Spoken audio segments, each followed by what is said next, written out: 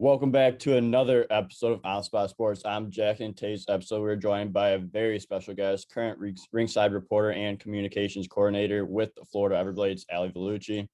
Alli is currently the communications coordinator and ringside reporter with the Florida Everblades of the ECHL, East Coast Hockey League. But Alli has also been with the Chicago Wolves as social media coordinator and social host, as well as being the ringside reporter and social media intern with the Charlotte Checkers, both of the American Hockey League. I met Alli this past season when she was working with the Chicago Wolves, and I can easily say that she's one of the best in the business and in the hockey world to do what she's doing. So I'm very happy to have her be able to share her story with everyone today. So this is going to be an unreal episode, Alli. So welcome to the show, Alli Vellucci. Thank you so much for having me. I'm happy we're finally getting around to this. I feel like it's been a long time coming for us. Yeah, it definitely has. It's been a crazy summer for both of us. You've made the change from Chicago to Florida. I've had a lot of goalie stuff and just finding my way in the work and professional world. But like it's been one crazy summer, but it's all coming full circle and we're able to get this in. But how has your summer been since it has been so crazy? Oh, I mean, I've tried to enjoy it as much as possible. It was definitely the longest hockey season of my life. Yeah. I was telling some people about that the other day. I was laughing. I was like, 25 years. I've had 25 seasons with my dad and then me working. And I'm like, that was definitely the longest one. We started October and went all the way almost till July. When you think about it, it was the end of June. So it was definitely a long one. So I'm trying to enjoy, I tried to enjoy the summer. But honestly, I started to miss hockey a little bit. Never thought I would say that after this past year, but yeah, it was really fun. It was crazy. A lot of decisions to be made and a lot of potential changes with my family, my dad interviewing places, my brother going back to Pennsylvania. So it was a summer of change, but I think it ended up really working out for all of us in our favor. Yeah, that's at least like good that like it all ended up working out great. Like there's been a lot of travel, especially for your Mm-hmm. family and everything. Like your dad with NHL coaching jobs, your brother in juniors. So like you grew up in a hockey family. So like what Yeah. has it been like growing up in a hockey family, especially like when like your dad's like coaching and then your brother's getting into juniors now? Yeah. Um, I don't know any different. Essentially, I was born and raised in it, and I don't know life outside of it, which is really fun when I think about all the things I've gotten to do because of it. But yeah, I mean, it's definitely there's some pros and cons, but that's every job. And my dad always says, if we all were to put our problems in a pile, I guarantee you would go and pick yours right back up. And that's kind of how I look at it. There's, he missed a lot of my childhood for traveling and stuff, for coaching and playing. But, I think about servicemen and women who are serving our country, who go overseas on deployment for years, months, however long it is, and the sacrifice. So if you put it into perspective, it's been really cool and it's been fun. Um, yeah, it's been pretty enjoyable for the most part. Obviously, moving and stuff you get used to, and I'm really lucky I have my brother. So we got to move together instead of being on our own in a new place would have been way harder. So yeah, I don't know life outside of it. I guess that's why I stuck with it. It was an easy decision for me, pretty natural, and I know the environment really well. So it's been all good stuff. Enjoyed celebrations and winning and being a part of championships has been pretty surreal when you look back on it. Yeah, so like hockey's been your go-to ever since. Like were you just set on hockey ever since you grew up with it? Were you just like I don't want to do anything else but in the hockey world? Um, I actually was the opposite.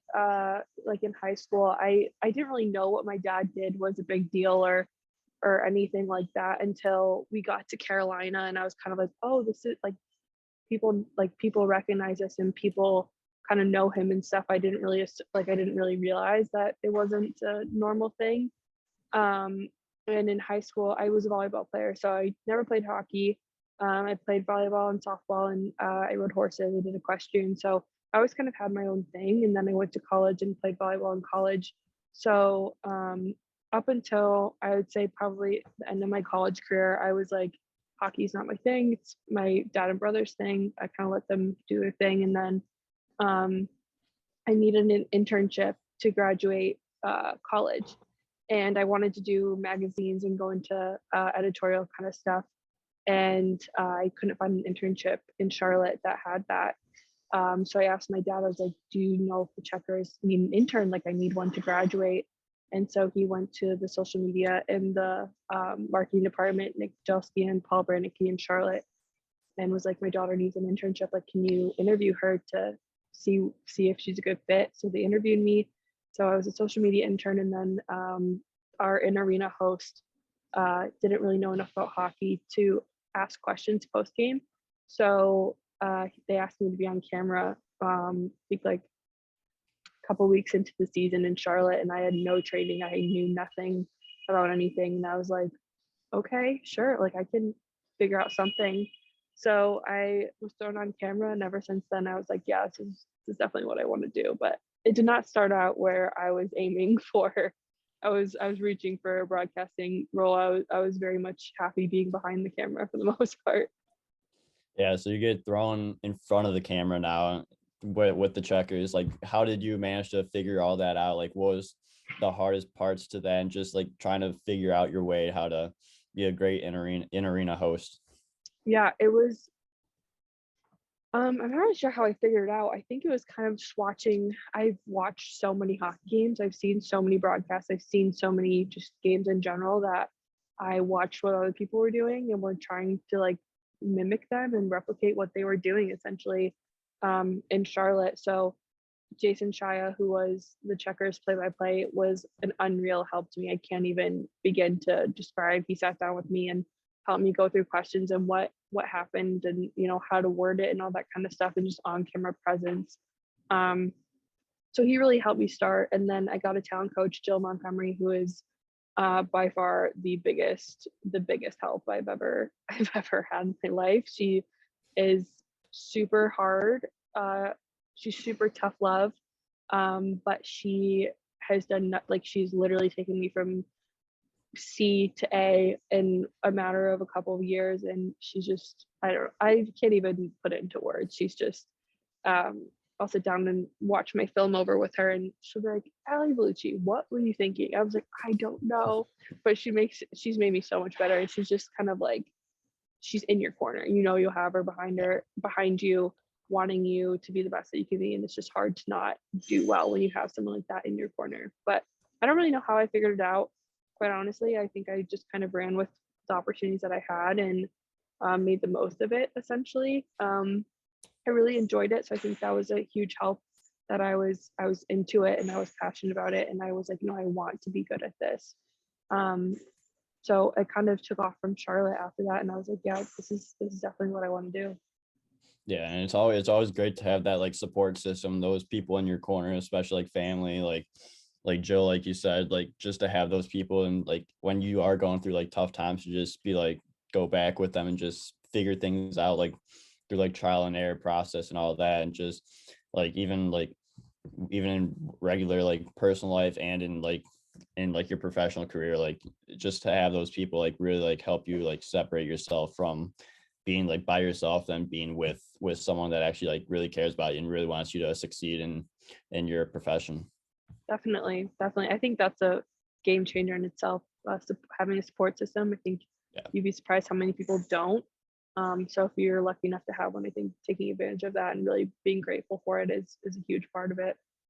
Yeah, absolutely. And like throughout like that season, like it was 2019, I believe, right? Yeah, 2018, sure. 2019. I was in Charlotte in I think it was the 2018, 2019 team. Yeah, because that's the one when the Checkers went on to win the Calder Cup. So like, what was it like to, since your dad was the coach there at that time, like what was it like to celebrate the cup, celebrate the win in Chicago? Funny enough, just like experience it with your family and everything. Yeah, the irony there is funny. When I told everyone I was going to Chicago after Charlotte, it was like, oh, you were just there? I was like, yeah. I'm familiar with Rosemont and the arena pretty well after the win, but it was surreal watching my dad's team win. It was one of the coolest things I think we've gotten to be a part of. He won in with the Whalers, the Plymouth Whalers a lot, which was fun, but this was a different level. He came in fast and he changed things pretty quickly, and they were just so successful. And I always say it's never, um, I never take for granted that I get to watch my parent live out their dream. Yeah. And that's essentially what it was. It's something that he's dedicated his entire life to. He's worked so hard for. And I think seeing the dedication and the sacrifices and everything that goes into coaching and being successful, specifically from him and my mom. I mean, without my mom, there's no championship. That my dad's not nearly as successful as he is. She's kept us all together. She's raised us. She's really been the rock through all of it. But watching your parent live their dream and do something like that and accomplish something like that is definitely something that isn't lost on me, and something that I think about a lot. It was surreal. It was a surreal experience, and I was crying on the ice. My brother and I went up to my dad after they won, and it was just the coolest experience ever to be able to look around and be like, holy shit, he did it. Like, Yeah. he did it. It happened. It's not, what if they win or what if they lose in the final? It was, they did it. Like, it's over. They won. It's something that I don't think you can really put into words very, very well. Yeah, and that all comes back to what we were talking about before with the support system and everything, like just to have all that, like from everyone in the family, everyone from the organization down as well. Like you don't win unless you have that support system. And Yeah. like, especially going into like this year, like everyone like gelled from top of the organization down, players to staff. Like it's what builds winners. 100%. And something that I grew up with, my dad always said was, everyone has to buy in. We need the front office, the ticket people, the marketing people, the Zamboni drivers, the equipment managers, the trainers, assistant coaches, players, family. We need everyone to buy in, and everyone needs to have the same mentality of winning, essentially, or it's not going to happen. It truly is a team win. It is as cheesy as it sounds. It comes from all areas. If you're not selling tickets to fill an arena, players aren't going to be invested. They're going to be like, why would we want to play here? We have no fans in the stands.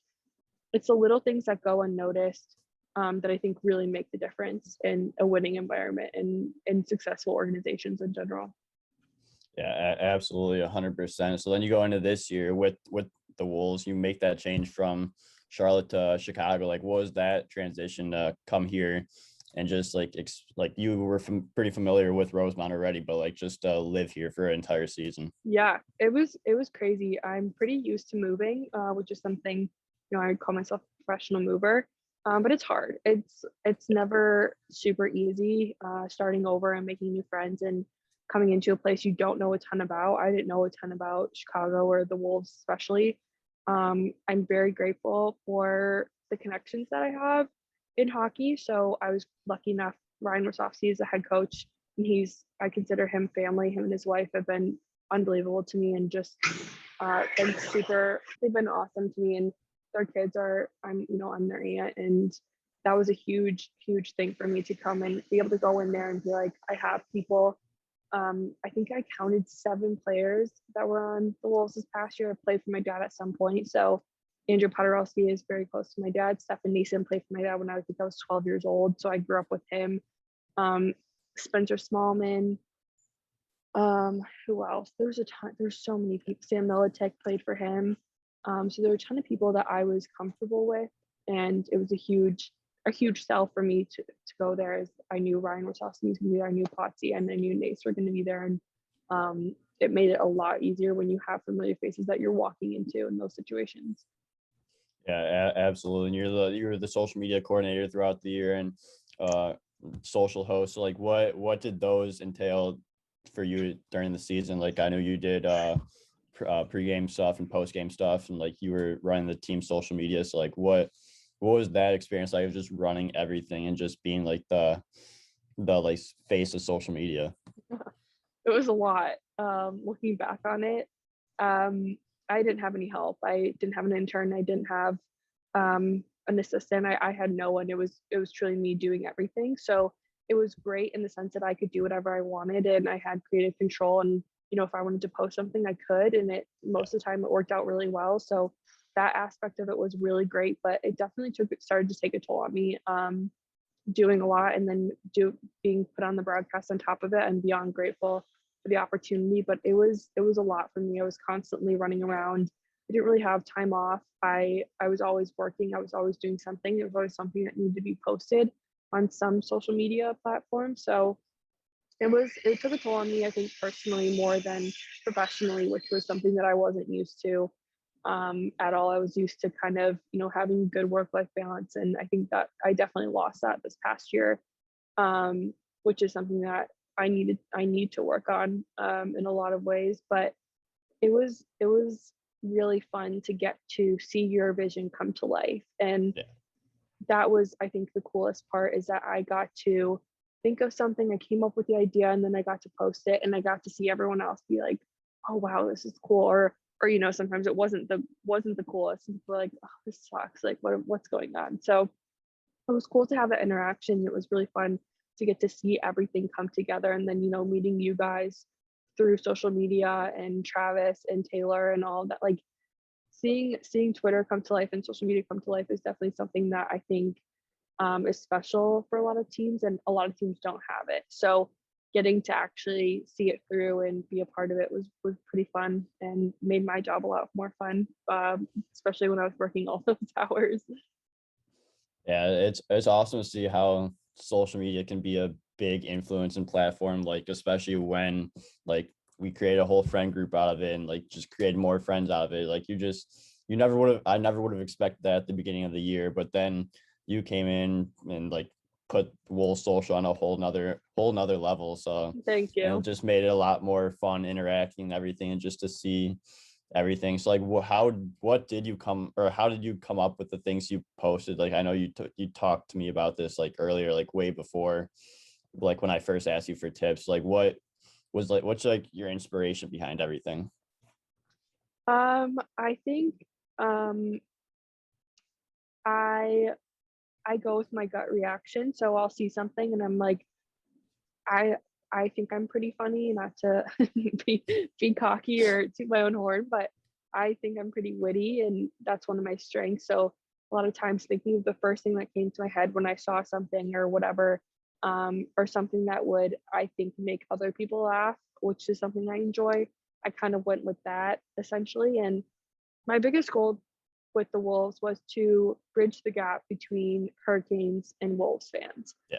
And that was something that the Wolves haven't really done before, because they've had many affiliations and they've had, the changeover. It's hard to build a fan base when you're constantly changing NHL affiliations. Yeah. So this year I was like, Carolina has some of the best social media in the league. We all know that. So Yeah. in my head, I was like, we'd be dumb to not try to, hop on board and try to be a part of that. And so really making Carolina fans want to invest in us. And obviously you have players, Peter Kochetkov, Jack Drury, Ryan Suzuki, Jameson Reese, all of these players who are going to be faces of the Carolina Hurricanes, made it so much better, and so much more fun. But that was really my goal, was to be like, you can be a Hurricanes fan and a Wolves fan. You can want to root for us. These are going to be your players in a couple of years. So that's really my goal, and kind of anything that highlighted that or highlighted our success or us being the best in the league and all that stuff was really my goal, and something that I looked for in everything. Yeah, and I think you did a really good job of that, and really brought that gap closer, especially like when you could just throw like Peter Kochetkov's face on Twitter, and like both Canes and Wolves fans or Jack Drury, like anyone, it's gonna bring everyone closer and like create conversation. Definitely. Yeah, but then you go on to you do broadcasting as well with Jason and Billy. So like, how was that during the year, especially since like you said it was a lot, but just to like have that balance and just bring it into life. It was really fun, and I'm super grateful for the opportunity that they even let me be on the broadcast. It wasn't something that going in I thought I was going to be able to do, and then they kind of were like, well, you know a decent amount about hockey. Like, what would you say if you were on air or whatever it was? So it was a lot, but it was really fun, and I definitely enjoyed that part of it. I think more than the social aspect, just because I think social is really draining and can be pretty toxic at some times. So for me, the broadcast was most enjoyable for me, and something that Jason and Billy were so unbelievably helpful with, and just went out of their way to include me on a lot of stuff. Shaver doesn't have to say stuff on air about me, but he did. He didn't have to, pull me in and be like, Alli was talking about this earlier, but he did. And him and Billy really went out of their way for me. So that's something that I could not be more grateful of. They could have been, like, this is our territory, this is our kind of thing, but they were the complete opposite and welcomed me in. And I think definitely in my first year on a broadcast in professional hockey, really on a broadcast, made it enjoyable, and truly could not have asked for better people to start off with. But it was a lot, but it was easier. The broadcast is easier for me to invest in and want to prepare for and want to do all these things, because I enjoyed it, and I do enjoy it, and I'm passionate about it. So that was something that I went out of my way, and I went above and beyond to prepare for and to try to do the best that I possibly could, and just set expectations really high. But yeah, it was a tough balance. I'm sure you and Taylor and Travis and a few of you guys have seen me sprinting around Allstate Arena trying not to fall on my heels. I remember a few times Taylor being like, "Are you okay?" And I was like, "I don't know." I was like, "I'm just trying to get from downstairs the tunnel upstairs to get back on Twitter." But yeah, it was really fun. But I'm not sure I could do any more seasons at that capacity, doing about everything. Yeah, but you did do a great job with everything you did. But like, what two better people to start your broadcasting career with than Billy and Jason? Like, they're just top of the notch people, and just be able to do it with them, like that's a whole nother experience where you're like, wow, like, yeah, like this is what I want to do. It was unbelievable. They're two of the best guys I've met. And Jason Shia, who I was with in Charlotte, the play-by-play there, and Jason Shaver in Chicago are good friends. So it was easy for me once Shia told me that him and Shaver were pretty tight. I was like, oh, this is gonna be great for me, because if you know Shia, he's just the best guy ever, and same with Shaver. So the fact that they already had that relationship, and then I was coming into it, I felt really lucky. And Billy was just unbelievable too. It was just a great environment for me there on the broadcast wise.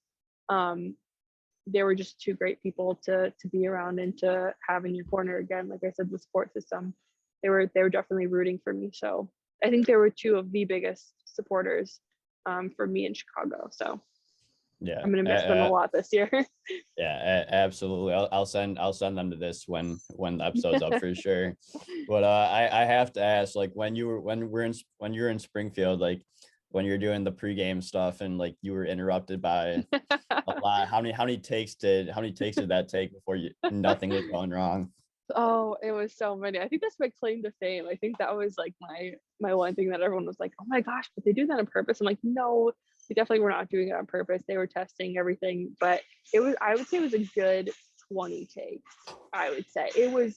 I remember texting, I think Shaver texted me and was like, "Are you at the hotel?" And I'm like, "No, I'm still here trying to get this take." And I'm like, "I'm gonna be here until the game starts at this rate. Like, I'm never gonna get a take." And the final take actually had the drill in it still. The drill was still going in the final take that I posted, because I was like, screw it. This is as good as it's gonna get. I'm not gonna stay here for hours more trying to get it. So I think the final take has the drill in it, and I like kind of smirk when it comes on, because it wasn't on the entire time, and then it came on. I was like, I'm just gonna keep talking, because there's no way I'm gonna be here that much longer trying to do this. But yeah, it was funny. And just trying to get through it. It was like I think it was game 4? It was game 4. I think it was game 4. Yeah.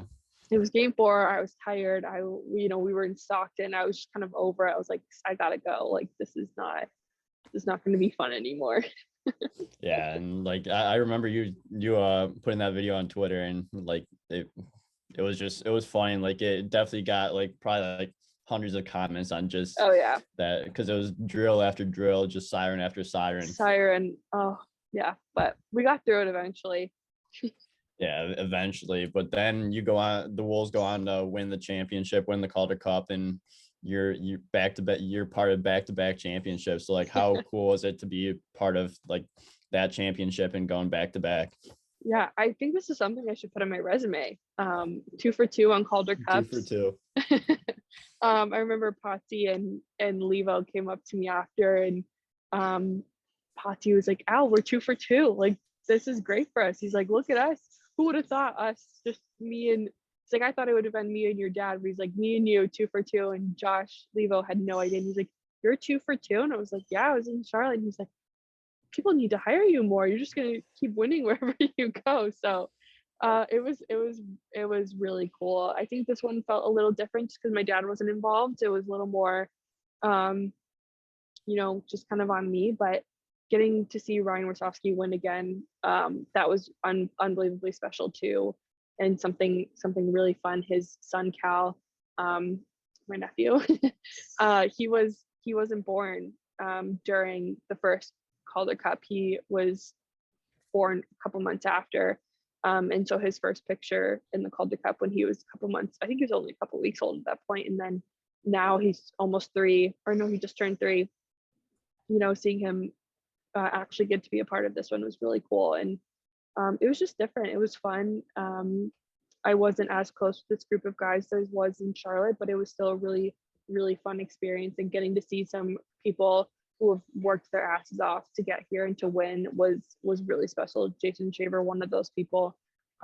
He's been there, I think, 8 seasons, and this was his first win. So that in itself was really fun to watch. Ryan Wasowski, watching him get his second. It was just cool. It was really fun to be a part of. And, my front office friends, Gabby and Abby, it was fun to celebrate with them and have them be a part of it. And yeah, it was really cool. It was definitely different than the first win, but still special and still fun to be 2 for 2 for sure. Yeah, that's awesome. Just seeing Warzy at the hotel bar after they won, like you just tell this guy's all for the team. Like Yep. guys go through a brick wall for him, like from staff to players to everyone. Just to have like a coach like that and like get an opportunity in the NHL this year, like it's pretty incredible. Yeah, it was really fun to be a part of for sure. I'm lucky. Yeah, absolutely. But then you go into another championship team for this year with the Florida Everblades. So how excited are you to go into Florida this year and get the season started? It's going to be a great year. I'm really, really excited seeing what they did last year, just seeing the environment and the front office staff, and Craig Brush and Adam Winslow, who's our marketing guy. It's just unbelievable. These people want to win. They know how to win. They're invested. Like, it's just top notch. I would say this is probably the best organization I've been a part of from top down. Everyone here wants to be here, and Yeah. it's really something they invest in. You can tell they invest in it. We're doing some really fun video stuff this year, which is really exciting, stuff that I've never gotten to do. So having that be an option and having that be a focus for them, and for something that they are pushing me to do, and they're like, "We hired you because we want you to bring on this aspect," is going to be really, really fun. And I think it's going to be a winning season again. I'm going to put that out there. I think we're going to be good. I think it's going to be fun. And yeah, I'm so happy to be here. It was a hard decision, but I don't think I'd want to be anywhere else right now than in Southwest Florida. Yeah, you got the beach, got a Kelly Cup championship, Yeah. maybe back to back, hopefully. Just not everything's lining up perfectly, and just hockey season's right around the corner. It is. It's quickly approaching, and I don't know if I was ready for it, but being back in the arena, I'm sure you've heard all the noises in the background. We're getting our boards and glass put up, but it's getting exciting. It's getting closer, and it's going to be a really fun one this year. I guarantee it.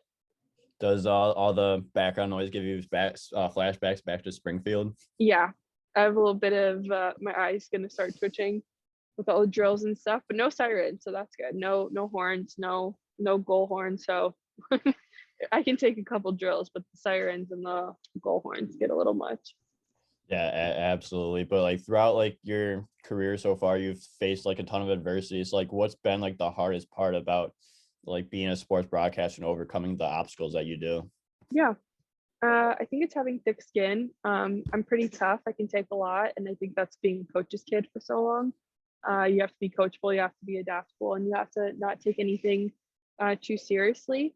So I think for me, that was probably the biggest thing, is that people aren't going to like you. People are going to say mean stuff. People are going to, not think you do a good job, and that's their issue. It's not yours. You just have to do the best that you can and really just roll with the opportunities that you have. So I think the biggest part is people are always going to say stuff, but as long as you're doing the best you can, and that you're putting in the work and the time and the effort and all that stuff, you're going to be set up for success in the future.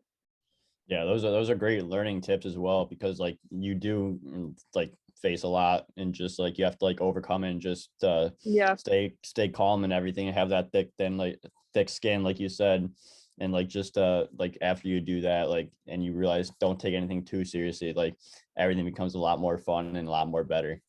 a lot more fun. And you get to enjoy yourself, which is, I say, the biggest pro to all this. So Yeah, absolutely. But I've a few more questions for you before we wrap things up here. yeah. So like, what's been like your favorite memory that sticks out throughout your career so far?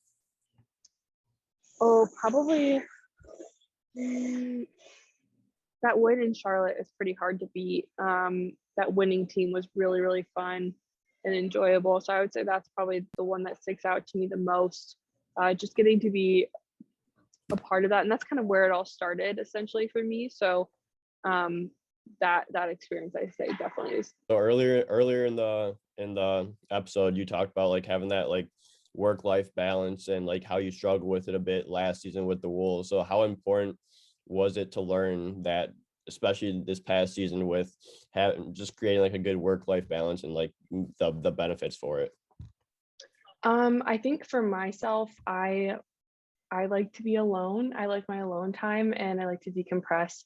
Um, a lot of different ways, but for me, my main one is working out. So I think when I started looking at my schedule and just how many hours I was working and trying to fit in the stuff that I actually really wanted to do, in Chicago, there's so much to do downtown. I lived right downtown, a block off of Michigan Ave and the beach. So there's a lot for me to do there, and I felt like I couldn't do it. I felt like I couldn't do the stuff that I genuinely wanted to do with my friends.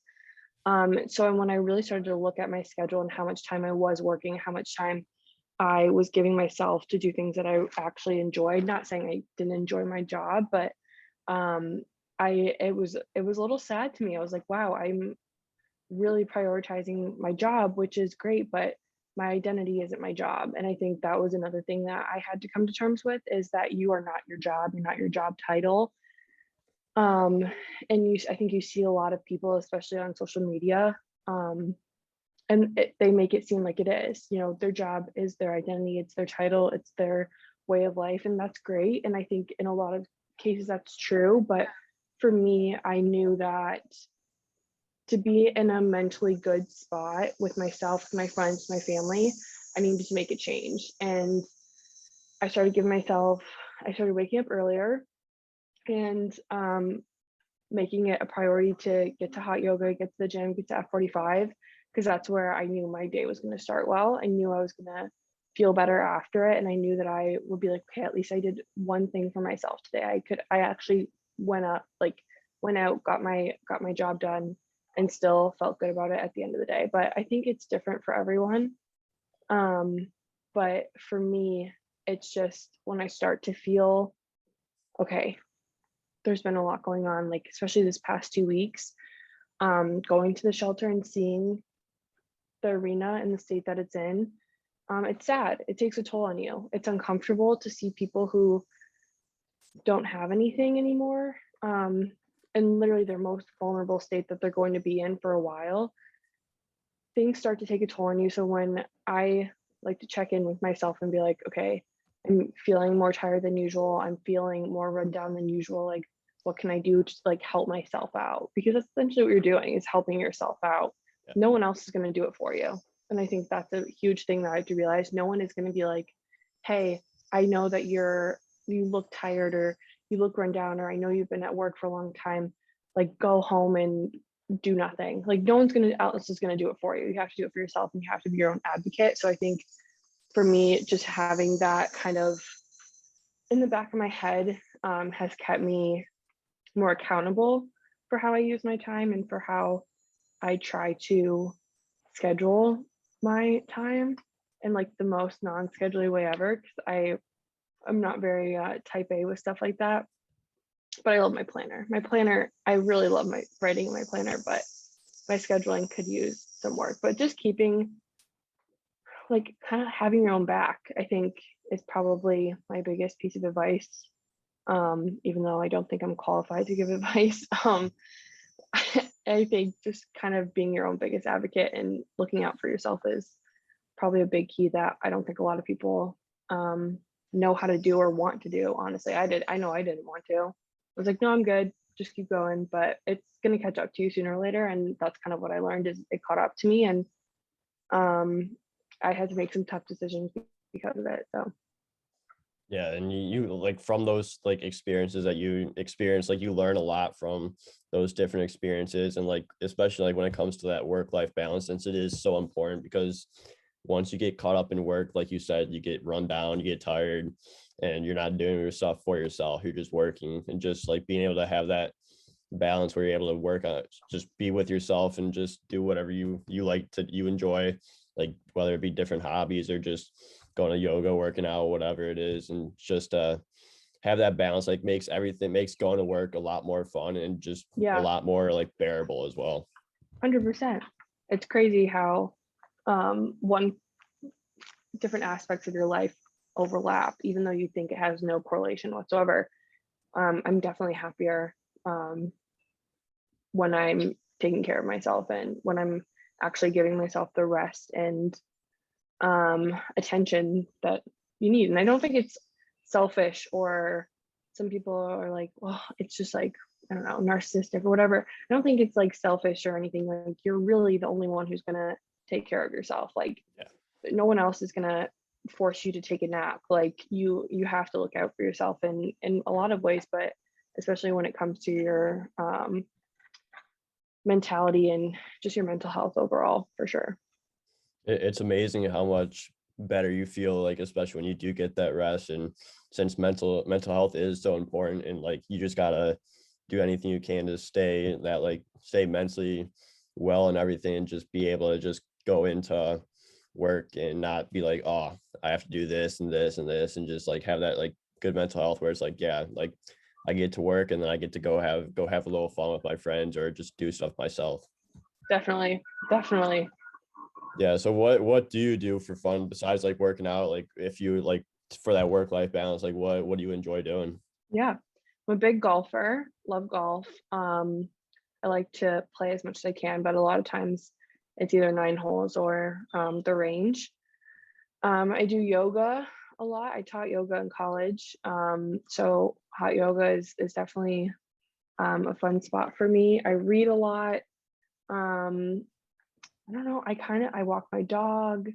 I like to take pictures. I love photography and videography, so I spend time doing that. I just got a film camera, which I'm really excited about, and I have like 75 pictures of my dog because I don't really have a lot of friends here yet. So it's mostly my dog and palm trees and stuff at the moment. But yeah, I kind of like, I don't know, I like getting coffee. Like I normally do a lot of stuff with my friends. I've been lucky that I've had a lot of my friends already in cities that I've moved to, but this is the first one that I don't have friends already here. So that's been a little bit different. I've been kind of on my own more than I normally am.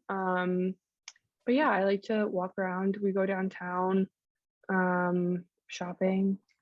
I don't know. I really like to be outside though. I think the beach and golf is definitely my top two at the moment. Trying to think what else. I don't know. I talk to my family a lot. I don't have that much free time at the moment. A lot of time editing rosters and bios, but when I do get a chance, I really like being outside, and golf is definitely the most fun aspect of being outside for me right now. Just going on a lot of adventures, and you could go Yes. to so many different golf courses, especially like within like where you're at in Florida. I'm sure there's Yeah. tons of courses like Michigan, Chicago. Like Hmm. what are some of your favorite courses in Michigan, Chicago, and then Florida? Yeah. Well, I actually live on a golf course here in Florida, so That's even better. I'm sitting on the where The house is on the third hole green, so I spend a lot of my weekends mornings watching people putt and trying to read the lie for that day. It's been really fun to watch so far, but no, I haven't seen any aces yet from this one, but I like this one here in Florida. And then I like back home in Michigan. My brother and I were raised at a country club, Western Country Club in Redford, Michigan. And it has like, I mean, we have been there since I think I was 2. And my dad put me in golf lessons when I was about 4 or 5. So I grew up there, and that's definitely my favorite course just because of all the people. We have a lot of our family friends, families that we grew up with go there. A lot of my friends now go there. So Western, it's probably not the best golf course, but it has a piece of my heart for sure, and it's definitely where I grew up. Arcadia Bluffs up in northern Michigan, unbelievable course. We were supposed to go this past summer, but my dad was interviewing for coaching jobs, so we didn't get a chance to go this year. But it's I don't even know how to describe it. It's just unbelievable. You see all the hills, and I think it's the front 9 where it's like the cliffs. It's just unbelievable. It's truly unlike anything you'll probably see for the most part on a golf course wise. But I'm trying to think, North Carolina, there are a few that we went to. Pinehurst, I think is OC, Old Chatham is where we belonged, in Raleigh. Yeah, it's just, I've kind of been all over the place. But yeah, I would say Western is definitely my favorite, just because maybe not from the course aspect, but from the social aspect. Yes. We just got a new clubhouse there. Our clubhouse burned down like 2 years ago. So we have a new clubhouse there. So it's a little different because the one that I grew up in, it was like super, super old, but it was so cool. It's awesome to like run around and stuff. But the new one is just immaculate from everything, and I miss it. So we only get to be there. Really, the nice part about being in Florida is that I can golf all year round. I think my brother and dad are very jealous of me at the moment, because I don't think it's fair. They think it's fair that I get to play all year round and they don't, and they're definitely way better than me. But yeah, I like the aspect of being able to, and maybe not play all year round, but definitely at least hit all year round for sure. Yeah, it's amazing how many like golf courses there are around you, and like the majority of them are unreal. There's those few that you're like, yeah, like it's mid, but like all like the other courses, especially like when you go to the East Coast or go down south, like there's so many amazing views with it. So it's like, yeah, you're blessed to be in Florida on a golf course right now. Yeah, definitely. I'm not taking it for granted. I've decided that I'm gonna try to get out as much as possible this year for sure. Yeah, absolutely. Has a ball ever hit your place, or is it too far away from it for it? Sorry? Has a ball ever hit your place? Not since I've been here.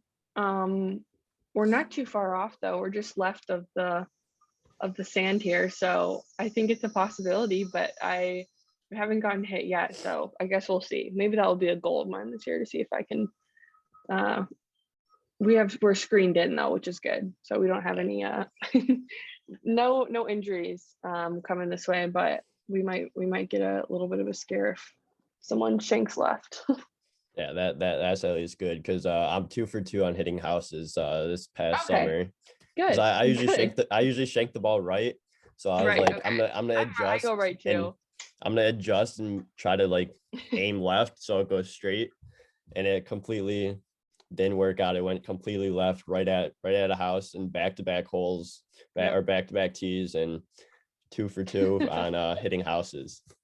That's good. At least you have a record, right? Like, I mean, it's not as fun if it's only one, but I cut right too. So I try to overcompensate by going left, but a lot of times the time I actually line up left is when it actually goes straight. So then just like a moron, but we're working on it.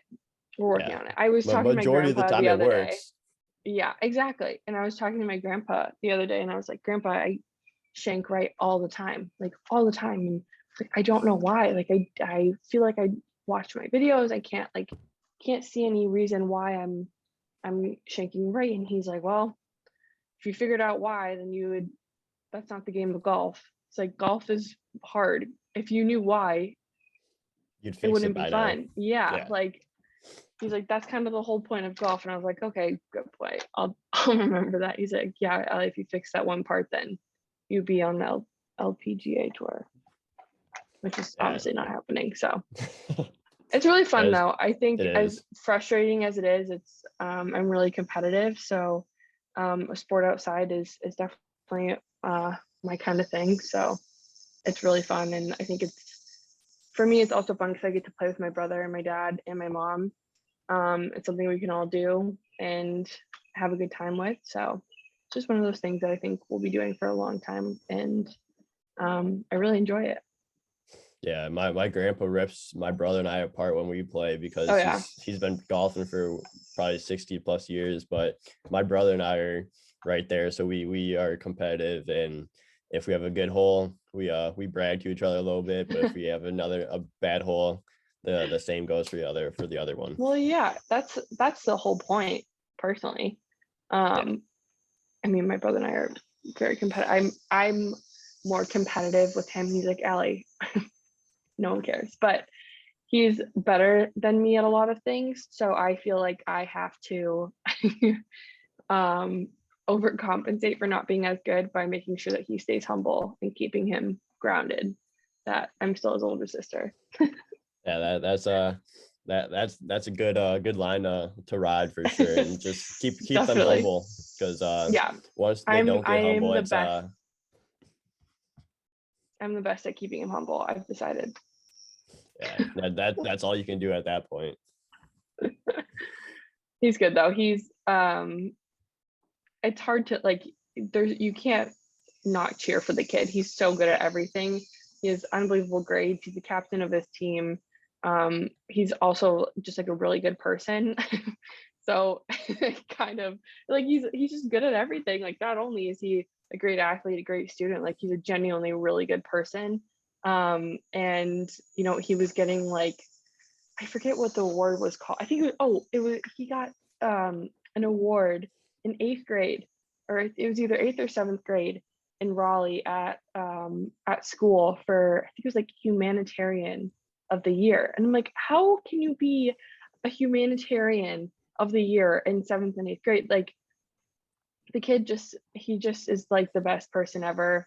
We were in Johnstown and this little kid, um, one of the workers pulled my mom aside and emailed her and said this little kid made a sign and asked Ryan to sign his hat after the game, and Ryan came over and signed it, and saw the sign immediately, and the little kid was so excited and was like, no, he's my favorite player. Like I decided he's my new favorite player of all time. It's just those like seeing him That's what when it's he all was about. little to now is just, I'm so proud of him. He's truly, truly the best. And he's also just absolutely hilarious and makes me laugh, probably more than anyone. But he's a goofy kid, but he is genuinely one of the best people ever. So I feel better knowing that I can say he's just the best kid ever and then still keep him humble and still annoy the shit out of him because I'm his sister. And you have to have an equal balance, right? Like Yeah, I can say he's the best person, but I have to be able to give him shit on some of his shots in golf, right? yeah, Some of his exactly. outfit choices, I'll keep him humble. Oh yeah, that's what it's all about. Keeping each other humble, and just Yeah. even if they're the best person out there, it's got to keep them humble. Yes, exactly. Exactly. Yeah, yeah, exactly. That's all you can do. But you played college volleyball at Queen's Hmm. University Yep. of North Carolina of Charlotte. So like, Yep. what was that experience like playing college volleyball? Um, it was it was probably one of the cooler things. I have torn my ACL a couple of times, so I knew that if I didn't play college, I was going to regret it, and I knew that. I knew I had to give it a shot. That's why I only played until after my freshman season.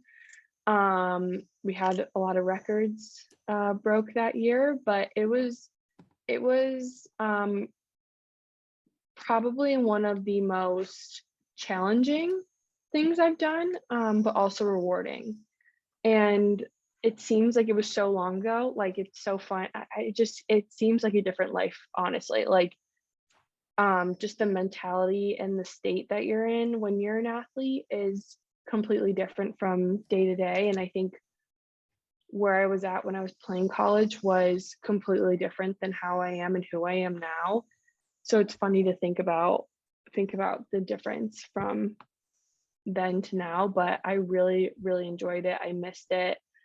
Um, I still miss it, and I miss volleyball as a sport, but it was really fun. It was really fun, but um, it wasn't as enjoyable, I would say, towards the end because my knee. I was in a lot of pain, and the mental aspect of it not being at your best was kind of the part that I struggled with getting over. Honestly, it's like a mental block every time I went to jump because I was a hitter.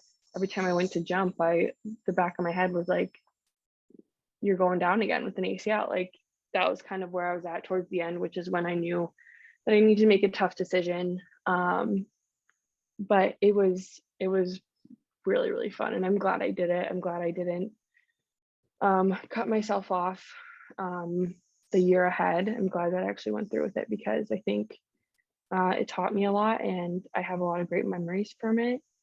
Um, yeah, I really miss volleyball in general, though. But it's crazy to think about um, how much that part of your life was like your full life. Like me thinking back about it now, like I can't even remember like like other things about day-to-day life because I was an athlete and because I was so committed. Like we had two days and all this stuff, like workouts, it took up so much of your time. Like I don't remember really anything else from freshman year than playing volleyball, just because that's all we really were doing. All the bus rides, like road trips, all of the long weekends, the tournaments, like everything was so consuming that it's really where all of my memories came from freshman year, to be honest. Um, and yeah, we had a good group of girls and it was really fun. So I miss it. I definitely miss it a lot more than I thought I would, which Yeah, I that's could maybe get back to it, but we'll see. I'll be like the washed up version of of my pro athlete self. that's still a great experience to experience, especially going through like college and everything. Like just being an athlete at a college level, like it's something else between like you are extremely busy with like 2 a day, some days, one a days, just the workouts, the lifting, the bus trips, the traveling, like those are all what makes some of the best memories. But like then it's For also like sure.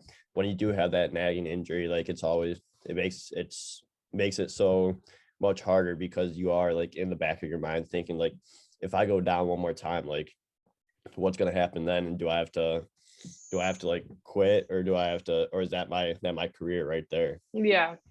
It's it's it hit me a lot harder deciding to be done playing volleyball than I thought it would be. I thought I would have a way easier transition, and to me, it kind of put into perspective what these professional athletes are going through. Like Yeah. I'm playing at a college level. I played, you know, semi-pro for a little bit volleyball wise, but I didn't even come close to being a professional athlete, professional hockey player, whatever it is. Um, and making the decision to step away from something that you've been doing. For me, I was playing volleyball since that competitively at a high level since I was 7 years old. So to take that away from your everyday life, and you have to transition into this like normalcy of not having to worry about practice, not having to worry about workouts, not having to worry about travel and like the tournament that you have every single weekend, and not having that camaraderie in the locker room was a huge shift for me. And I don't think a lot of people understand that aspect of it if you've never been a part of something like it, which is understandable. I wouldn't understand it at all if I was on the outside looking in at some of these guys who, have issues mentally or have addiction problems. Like, you can see when you're in it, you can see how easy it would be to fall into things like that and fall into the depression and anxiety and kind of you're just like looking around like, okay, now what? Like, what do I do now?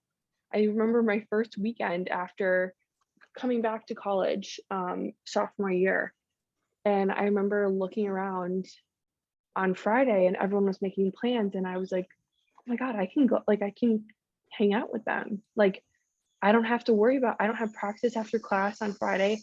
I don't have to bus anywhere Friday night for Saturday and Sunday games. Like, oh my God, like, this is, I didn't know what to do. It was like, I feel like I have so much time and so much freedom, which was a great thing, but also kind of a scary thing Yeah. when you're so used to the one way for so long and so consistently since, like I said, 7 years old, and then you're just done. It's just over. And you kind of, I think, have to, for me, I had to look around and be like, that was a chapter in my life. Like, that was a small chapter. And there are other things now that I can enjoy and I get to spend more time on, and I get to go see my brother play. I get to go see my dad's games. I get to visit people. Like, I get to go do things that I wanted to do so badly during the season that I couldn't do before. But it's definitely, I think, a culture shock for sure. I just remember sitting in my apartment sophomore year being like, holy shit, like, what do I do? Like, anyone have any suggestions? Like, I don't know what to do here. Yeah, and like when like especially like when I had like off weeks in college, you're like, I don't have practice, I don't have anything. Like, you're like, what do I do? Like, Yeah, you're so used to it, especially as a college athlete and an athlete as a whole. Like, you have go to practice 6 to 7 days a week, and then you have like an off week, and you're like, wow, like, what do I do? I have so much more free time. weird. Definitely weird.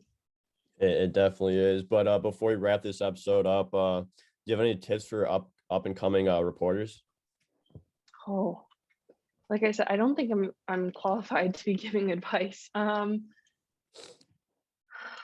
would say, trust your instinct and trust your gut. Um, there's going to be a lot of no's, I think, is something that people try to scare you with. People will be like, you're going to get told no a lot. And I don't think it's as scary as everyone makes it seem. I think it's more, for me, it's not as scary because I take it as, this is what I work on. This is what, I think that's probably the athlete in me and the coach's kid in me, where I'm like, okay, this is the criticism and this is the constructive criticism and the everything that I need to be better and to get where I want to go. So I think taking the no's and turning them into opportunities to get better is probably my biggest piece of advice. And just trusting your gut. I think a lot of things are going to get thrown at you, like opportunity wise. For me, I know this past year was a great example of it. I had a lot of different opportunities, which I'm very grateful for, but all over the place. It was NHL, AHL, ECHL, some football, some golf. Like, there was kind of a little bit of everything thrown at me. And when I wrote them on paper and looked at the opportunities presented, I had to go with my gut and um, trust what I thought was going to be the best place for me and the most opportunities, the biggest place to grow. And I think that's really, everyone's path is going to look so different. And that's another thing I struggle with, is I compare myself to other people my age who are where I want to be. And everyone's path, what's going to be mine and yours is not going to work for anyone else. Yeah, And I think that's exactly. probably my biggest piece of advice, is to not rush your timeline. You're where you're supposed to be for a reason, and make the most out of where you're at. Like, trust yourself that you're in the right place, trust yourself to do the best that you can do and put it all out there. But you can't compare yourself to where everyone else is, and your path is going to get you where you want to go if that's what you make of it. So there's going to be a lot of no's, but I think if you're taking the no's as an opportunity, you're going to get a lot more yeses, a lot faster, I think. Those are some great tips and advice. And you said you're not qualified, and you definitely are. I don't think I'm qualified. But Definitely, I have those not were awesome though. experienced. I have not experienced nearly as much as other people who are way more qualified. But for my limited time, I think that just trusting yourself is probably Yeah, a huge thing. 'Cause like I said before, no one else is going to do it for you. No one is gonna force you to do the work or force you to do what you need to do. So you gotta do it for yeah, yourself. yeah. That's unreal. But Allie, thank you so much for coming on the show. I Thank you for really having appreciate your me. time, and I look Anytime. forward to following your work the rest of the way. Thanks. Thanks. Same here. I'm excited to see where you end up. Thank you.